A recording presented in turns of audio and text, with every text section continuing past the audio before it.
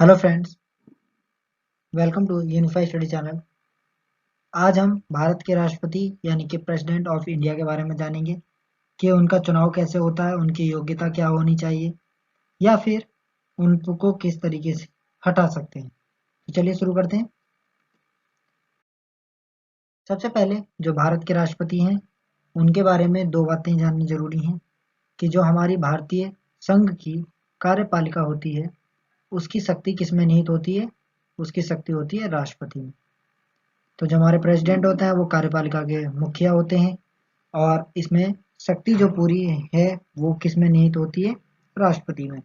और ये किस आर्टिकल के तहत कहा गया है? आर्टिकल नंबर 53 के तहत ये बताया गया है कि जो संघ की कार्यपालिका शक्ति है वो राष्ट्रपति में निहित होगी। उसके बाद अगर हम बात करें भारत में जो संसदीय व्यवस्था है उसको अपनाया गया है, लेकिन मंत्रिपरिषद जो है वो लोकसभा के प्रति उत्तरदायी होती है, इसलिए हमारी जो संसदीय व्यवस्था है उसको भारत में अपनाया गया है। हालांकि राष्ट्रपति नाम मात्र की कार्यपालिका है, लेकिन जो प्रधानमंत्री और उसका मंत्रिमंडल है वही वास्तविक कार्यपालिका होता है। लेकिन हमारे आर्टिकल 53 के तहत राष्ट्रपति को कार्यपालिका की शक्ति दी गई है, लेकिन कुल मिलाकर जो उसकी शक्ति है उसका कोई ज्यादा नाम मात्र के लिए है सिर्फ। अब बात करते हैं कि जो राष्ट्रपति है उसका चुनाव कैसे होता है या क्या क्या है। तो स्टार्ट करते हैं। नेक्स्ट आता है हमारा जो देश का संवैधानिक प्रधान है वो हमारा राष्ट्रपति होगा। राष्ट्रपति का जो चुनाव होता है या राष्ट्रपति के बारे में जो है वो कौन से आर्टिकल में है? आर्टिकल 52 में। तो आर्टिकल 52 याद रखना है कि आर्टिकल 52 के तहत राष्ट्रपति का चुनाव किया जाता है या राष्ट्रपति के बारे में जो भी है वो आर्टिकल 52 में है। उसके बाद जो राष्ट्रपति है वो देश का संवैधानिक प्रधान है, प्लस भारत का जो प्रथम नागरिक है वो भी कौन है? राष्ट्रपति यानी कि प्रेसिडेंट। तो फर्स्ट सिटीजन कौन है? प्रेसिडेंट। नेक्स्ट आता है, अब इसके पद की क्या क्या योग्यता होनी चाहिए। तो इसके पद की योग्यता के लिए क्या क्या चाहिए? सबसे पहले भारत का नागरिक होना चाहिए वो, यानी जो भारत का नागरिक होगा सिर्फ वही राष्ट्रपति बनने का हकदार है। उसकी आयु 35 वर्ष होनी चाहिए, यानी कि 35 वर्ष से कम का व्यक्ति राष्ट्रपति पद के लिए अयोग्य होगा। प्लस लोकसभा का सदस्य निर्वाचित होने योग्य हो, यानी कि उसे लोकसभा का सदस्य निर्वाचित कर सकते हो ऐसा व्यक्ति ही राष्ट्रपति पद के लिए होगा। उसके अलावा चुनाव के समय वो लाभ के पद पर ना हो, या फिर वो देश का दिवालिया या दिवालिया वगैरह घोषित ना हुआ हो। और प्लस अगर चुनाव जब राष्ट्रपति का चल रहा है तो वो किसी लाभ के पद पर ना हो। लाभ के पद से मतलब है कि अगर राष्ट्रपति या उपराष्ट्रपति का पद है तो वो लाभ का पद नहीं माना जाएगा। अन्य किसी पद पर अगर वो होता है, मान लीजिए प्रधानमंत्री है या कोई और पद उसने धारण किया हुआ है, तो वो राष्ट्रपति बनने योग्य नहीं है। अब इसका निर्वाचन किस तरीके से करते हैं? राष्ट्रपति जी का जो निर्वाचन होता है वो किस तरीके से होता है? सबसे पहले जो निर्वाचक मंडल बनाया गया है, जिसे हम इलेक्टोरल कॉलेज भी कहते हैं, उसके द्वारा राष्ट्रपति जी का निर्वाचन होता है। यह आर्टिकल 54 के तहत निर्वाचक मंडल की व्यवस्था की गई है। निर्वाचक मंडल में सभी राज्यों के विधानसभा, संघ राज्य क्षेत्रों के विधानसभाओं के निर्वाचित सदस्य, लोकसभा और राज्यसभा के निर्वाचित सदस्य निर्वाचक मंडल में माने जाते हैं।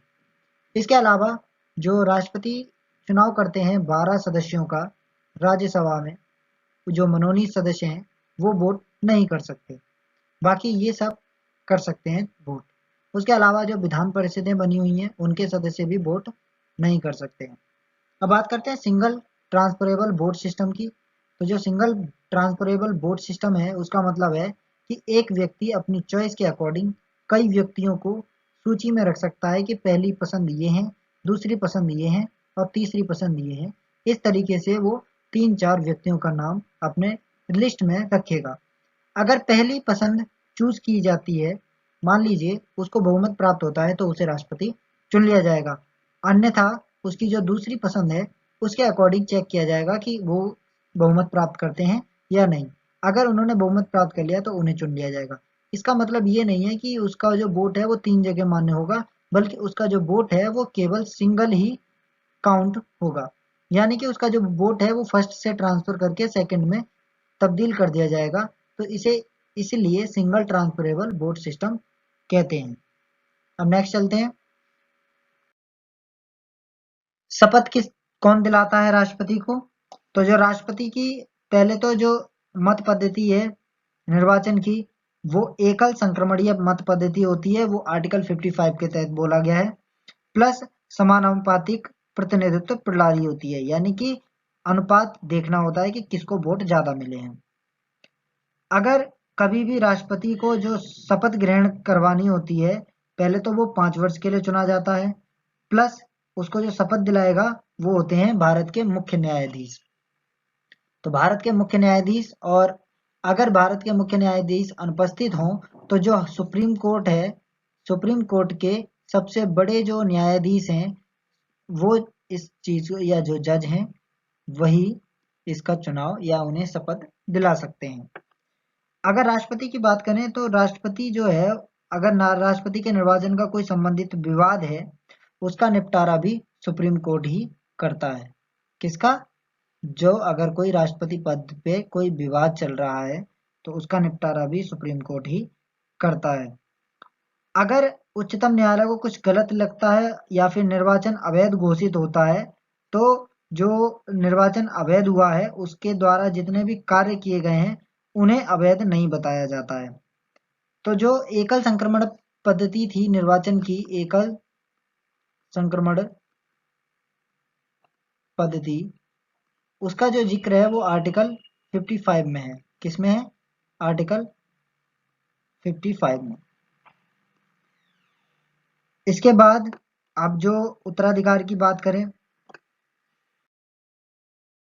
तो राष्ट्रपति की जो पद की सीमा होती है वो 5 वर्ष तक होती है। क्या 5 वर्ष के लिए राष्ट्रपति चुना जाता है। 5 वर्ष की अवधि, अगर पद की समाप्ति के बाद वह पद तब तक बना रहेगा जब तक कि उसका उत्तराधिकारी पद ग्रहण कर नहीं लेता। तो ये फैसिलिटी इसलिए दी गई थी ताकि जो पद है वो खाली ना रहे, और इसका जो जिक्र किया गया वो आर्टिकल 56 में किया गया था। अब पद त्याग की बात करते हैं कि पद किस तरीके से वो त्याग सकते हैं। तो उसकी उपराष्ट्रपति को वो अपना लेटर दे सकते हैं कि हम पद त्यागना चाहते हैं, तो रिजिग्नेशन जो है वो किसको देंगे? उपराष्ट्रपति को। अगर 5 वर्ष से पहले उसे हटना है तो भी वो राष्ट्रपति को, उपराष्ट्रपति को या वाइस प्रेसिडेंट को अपना लेटर दे सकते हैं या रिजाइन लेटर दे सकते हैं। इसके बाद अगर महाभियोग के द्वारा हटाना हो तो उसकी सुविधा आर्टिकल 61 में है। और महाभियोग यानी कि वो कोई गलत काम करता है, अगर राष्ट्रपति जो संसद के किसी सदन द्वारा लगाया जाए उन्हें लगाना पड़े, अगर प्रावधानों को, संविधान के प्रावधानों का वो उल्लंघन करता है, तभी महाभियोग लग सकता है राष्ट्रपति पर। उन्हें इतने आराम से नहीं हटाया जा सकता, उसके लिए उन्हें पहले 14 दिन का नोटिस पीरियड देना पड़ता है, लिखित सूचना दी जाती है पहले, जिससे कि, और उस पर जो सूचना दी जाएगी उस पे सदन के 1/4 सदस्यों के हस्ताक्षर होना भी जरूरी है, तभी महाभियोग लग सकता है। उसके अलावा ये जो प्रस्ताव है 2/3 सदस्यों द्वारा पारित कर दिया जाएगा। उसके बाद ये प्रस्ताव दूसरे सदन में जाता है। उसके बाद जो दूसरा सदन है वो राष्ट्रपति पर लगाए गए आरोपों की जांच करता है। ऐसी जांच में अगर राष्ट्रपति के ऊपर लगाए गए आरोप सिद्ध हो जाते हैं तो जो सिद्ध करने वाला प्रस्ताव है वो 2/3 बहुमत से पारित होना चाहिए, और उसी के बाद राष्ट्रपति पर महाभियोग की प्रक्रिया पूरी समझी जाती है, और उसी तिथि से राष्ट्रपति को अपना पदत्याग करना पड़ता है। अब राष्ट्रपति की जो रिक्ति है, रिक्त पद को कितने दिन में भरना होता है? तो राष्ट्रपति के जो रिक्त पद की पूर्ति है वो किस तरीके से की जाती है? यानी कि रिक्ति जो है वो 6 महीने के अंदर भरनी होती है, किसी भी राष्ट्रपति के अवकाश लेने पर या अवकाश को पूरा होने पर। अगर उसका कार्यकाल पूरा हो जाता है 5 साल का, तो निर्वाचन जो है वो उसकी 5 जो अवधि है उसकी, उसकी समाप्ति से पहले ही करा लिया जाता है, और ये आर्टिकल 62(1) के तहत कहा गया था कि अगर किसी के भी 5 वर्ष पूरे हो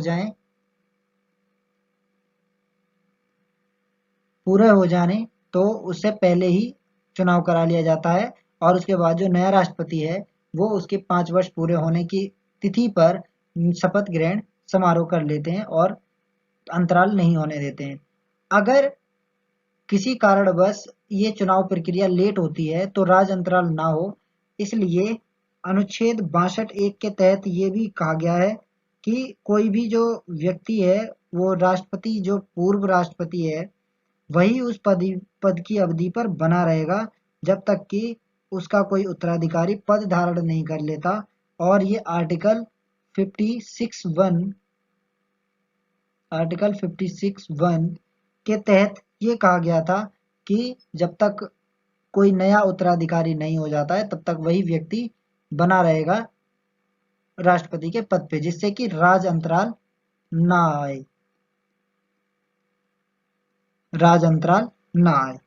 तो ये थी राष्ट्रपति के रूप में। फिर उसके बाद जो उपराष्ट्रपति है, तो ऐसी दशा में जो उपराष्ट्रपति होता है वही राष्ट्रपति के कार्य पर नहीं कर सकता, जबकि ऐसा कहा जाता है कि अगर राष्ट्रपति कहीं गए हैं तो उनके अवकाश की अवधि में उपराष्ट्रपति सारे फैसले लेते हैं। अब इनके वेतन के बारे में जानते हैं राष्ट्रपति के, कि कितना वेतन राष्ट्रपति को प्रोवाइड किया जाता है या क्या फैसिलिटी दी जाती है। तो उन्हें वेतन और भत्ते जो मिलते हैं उसमें 5 लाख रुपए उनके कार्यकाल के दौरान मिलते हैं मासिक, यानी कि प्रत्येक महीने 5 लाख रुपए उन्हें मिलते रहेंगे। उसके अलावा उनकी जो आय होती है वो टोटल टैक्स फ्री होती है, उस पर कोई टैक्स नहीं लगता।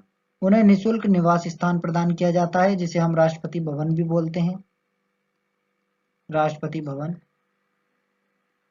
उसके अलावा संसद के जो अन्य भत्ते प्रोवाइड होते हैं, संसद द्वारा मनोनीत हैं जो, या जिन्हें अप्रूवल मिला हुआ है, वो सारे के सारे भत्ते राष्ट्रपति जी को प्रोवाइड किए जाते हैं। कार्यकाल के दौरान उनके वेतन और भत्ते में कोई कमी नहीं की जाती, यानी कि उनका जो फिक्स वेतन है वही रहेगा। उसके अलावा जब वो रिटायरमेंट लेते हैं उसके बाद उन्हें 9 लाख रुपए वार्षिक पेंशन मुहैया कराई जाती है। तो इतनी सारी फैसिलिटीज दी जाती हैं राष्ट्रपति जी को। तो ये थी हमारे राष्ट्रपति के बारे में कुछ जानकारी कि उनके पद की योग्यता क्या है, उन्हें किस तरीके से या किस प्रक्रिया के द्वारा हटाया जा सकता है। तो इसके बारे में अब राष्ट्रपति के जो अधिकार एवं कर्तव्य हैं वो हम नेक्स्ट वीडियो में देखेंगे, और उनकी क्या क्या शक्तियां हैं, क्या विधायी शक्तियां हैं या फिर क्या आपातकालीन शक्तियां हैं। तो आज के लिए बस इतना ही। धन्यवाद।